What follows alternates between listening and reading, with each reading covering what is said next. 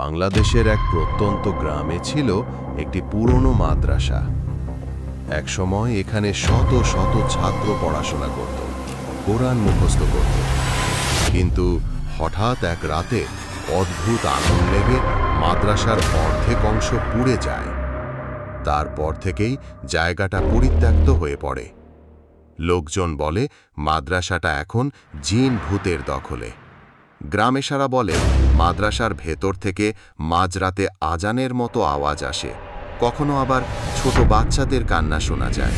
কেউ ভেতরে ঢুকলে সকালবেলা তার শরীরে অদ্ভুত নীলচে দাগ দেখা যায়।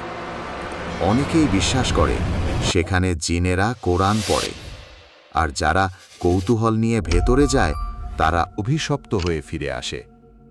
একদিন শহর থেকে আসা যুবক হাসান গ্রামে বেড়াতে এলো। সে পড়াশোনা করেছে আধুনিক স্কুলে। এসব ভূত জিনে তার বিশ্বাস নেই। গ্রামের মানুষ যখন তাকে মাদ্রাসার গল্প শোনালো, সে হেসে বলল, এসব কুসংস্কার, আমি আজ রাতে গিয়ে প্রমাণ করব ও সব কিছুই নেই।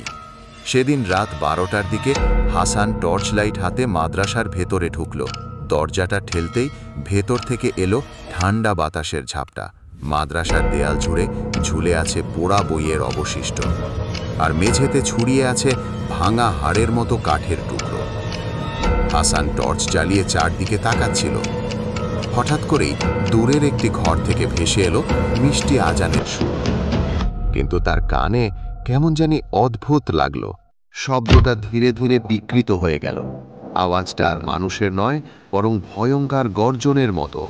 হাসান ভয় পেলেও সাহস করে ঘরের দিকে ভেতরে ঢুকতেই দেখল মাটিতে বসে আছে কয়েকটি ছায়া। তারা সবাই সাদা কাপড়ে ঢাকা, কিন্তু মুখ নেই, শুধু ফাঁকা কালো গহ্বর।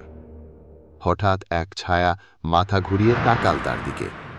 চোখ দুটো আগুনের মতো জ্বলছে, আর তার মুখ থেকে বের হলো কর্কশ স্বর, কেন এসেছ আমাদের জায়গায়?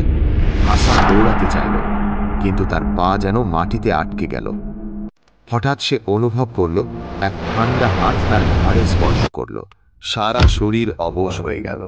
তারপর এক ছায়া ফিস ফিস করে কানে বলল, এখানে যারা লড়ত তারা এখনো এখানে আছে, আমরা তাদের রক্ষা দেব, তুমি আমাদের শত্রু।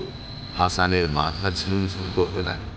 তার চোখের সামনে ভেসে উঠল ছোট ছোট শিশু, যারা কোরআন পড়ছে, কিন্তু তাদের মুখে নেই কোনো প্রাণ। তাদের কণ্ঠস্বর ধীরে ধীরে ভয়ঙ্কর চিৎকারে রূপ নিল। ঠিক তখনই দূরের মসজিদ থেকে ভেসে এলো আসল আজান, আল্লাহু আকবার। সেই আওয়াজ শুনেই ঝুঁগুলো কেঁপে উঠল। তাদের আগুনের চোখ নিভে গেল, আর মুহূর্তেই মিলিয়ে গেল। হাসান মাটিতে লুটিয়ে পড়ল। কিছুক্ষণ পর তার জ্ঞান ফিরল। সে দৌড়ে গ্রামে ফিরে এলো। হাসান তখন আর হাসি ঠাট্টা করল না। সে গ্রামবাসীকে বলল, হ্যাঁ, আসলে সেখানে কিছু আছে। আমরা যা বুঝি না তাকে অবহেলা করা উচিত নয়। আল্লাহর নামই রক্ষা। সেই রাতের পর থেকে হাসান নিয়মিত নামাজ পড়তে শুরু করল, আর গ্রামবাসীরা দিকে তাকালেই শরীরে কাঁটা দেয়।